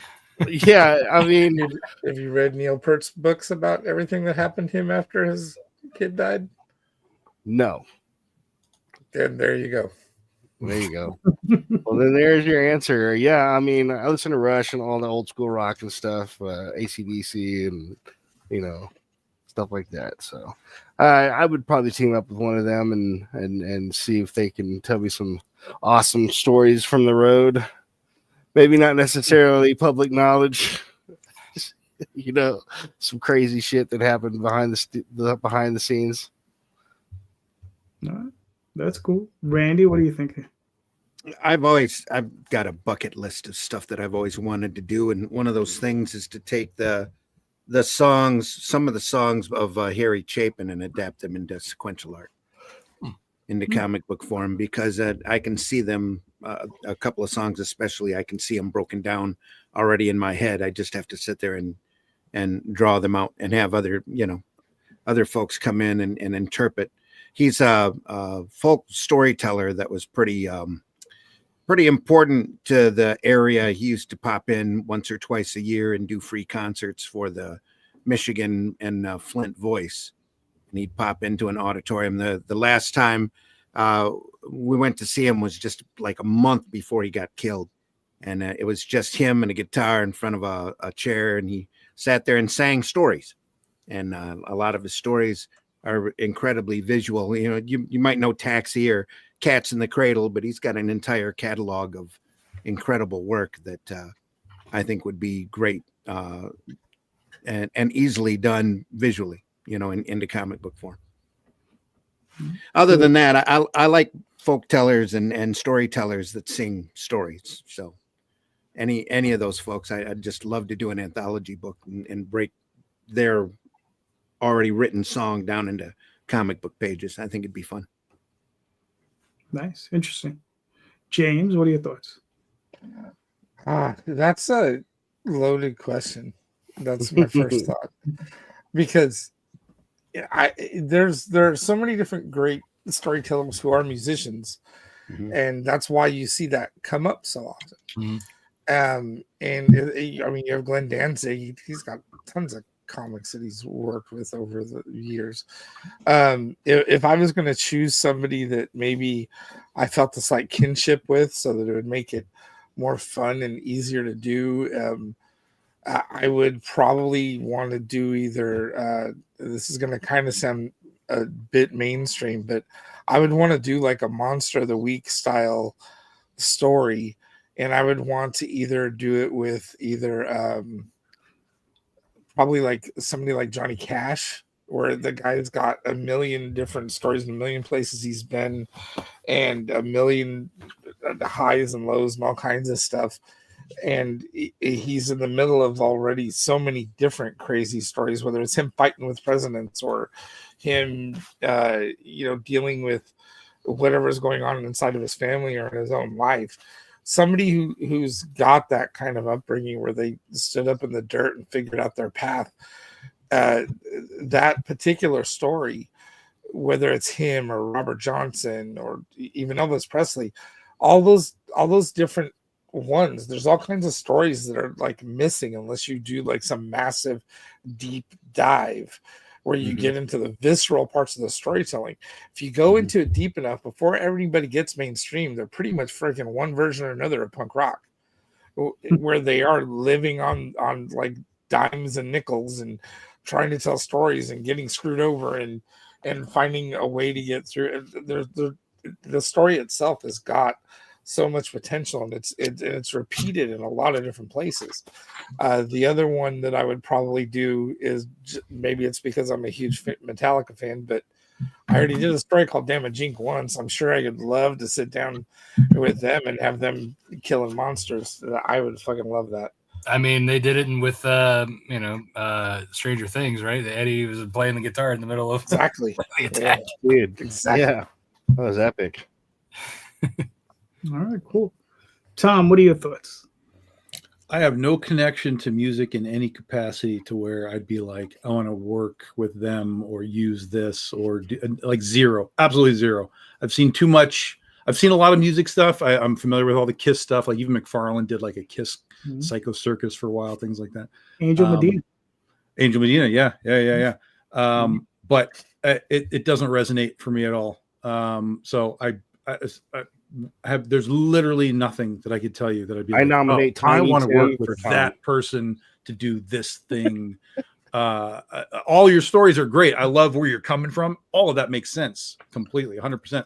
But I think that's a really hyper focused thing that I simply don't have as far as a music sense goes to. I love music. There's musicians that I love, but I don't know all their backstories and all the I know comic book people's backstories and where they came from, and I watched those documentaries, but I was never VH1 behind the music. I was never that guy. Well, it doesn't necessarily have to be their backstory. I mean, they could like have a story based off of their music or something that if there's like 100%. And I've seen some of that stuff too. And when I've seen it, I'm just like, I don't care. Like none of this. I just don't care.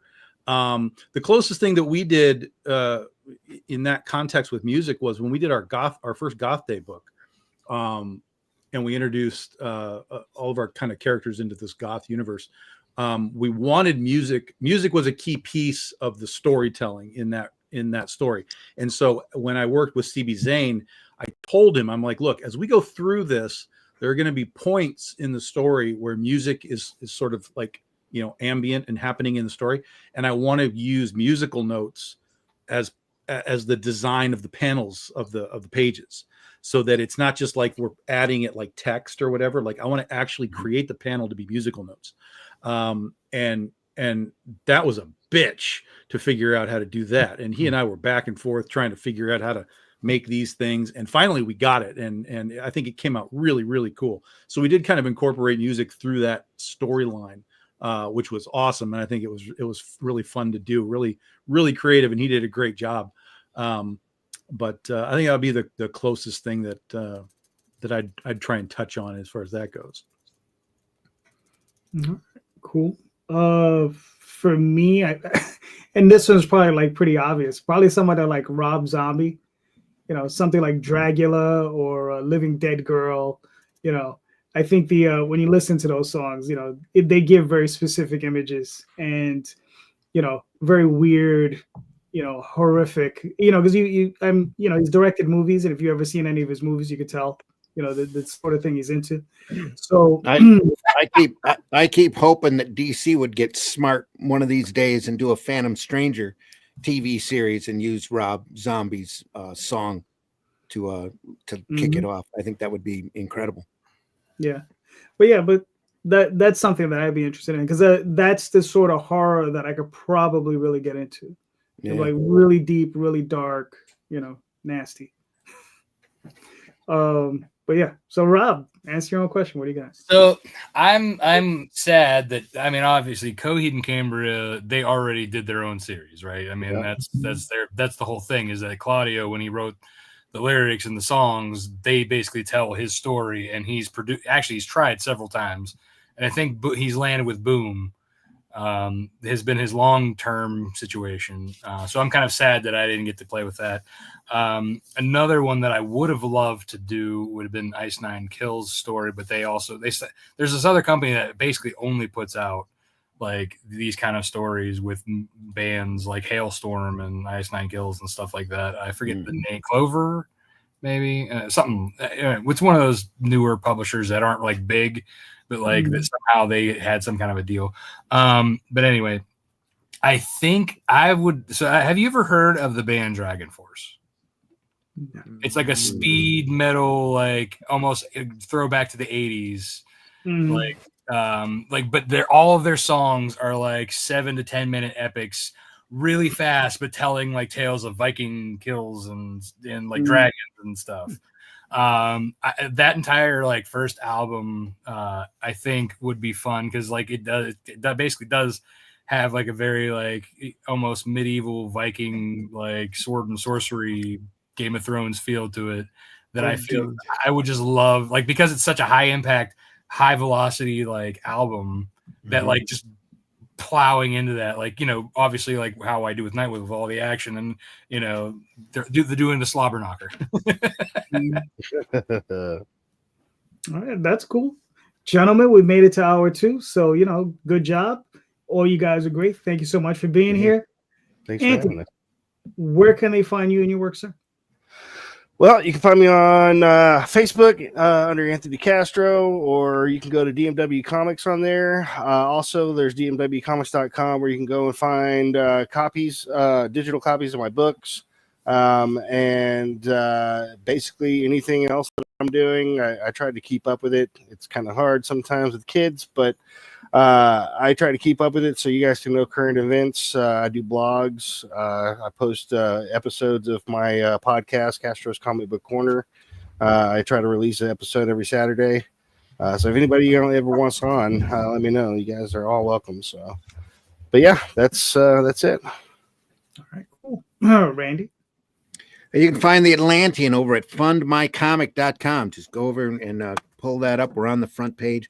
Atlantean Volume 2 is available now, and you can get 1 and the Shadow Kingdom adaptation as well in that campaign. I do 2 podcasts a week on the Indie Comics Network where I look at old comics along with Russ Leach and Glenn Fleming and whoever else we can that can stand to be with us as we look at this stuff. Sunday mornings, I do Sunday Funnies at 9 a.m. And right now we're looking at Crime Does Not Pay, which is a true crime series, comic series that sold in the millions back in the early 50s. That's everything that you would expect from a mob movie or a gangster movie with a little moral ending at the end just to teach the kids that crime does not pay.